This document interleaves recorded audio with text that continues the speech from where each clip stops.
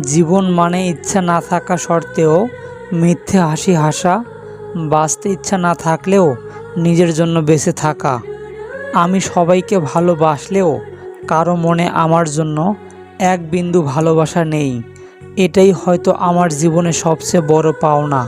কিছু কিছু মানুষ অন্যের কথা ভাবতে নিজের কথাই ভুলে যায়।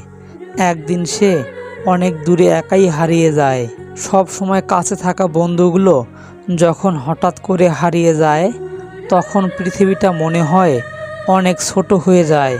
সব সময় ধোঁকা খেতে খেতে বোকা মানুষগুলো একসময় চালাক আর স্বার্থপর হয়ে যায়।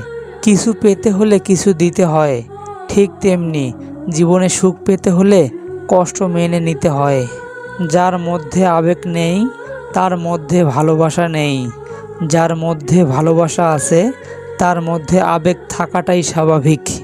গল্পটা তখনই ভালো ছিল যখন তুমি ছিলে অপরিচিত আর আমি ছিলাম আমার আমিতে সীমাবদ্ধ।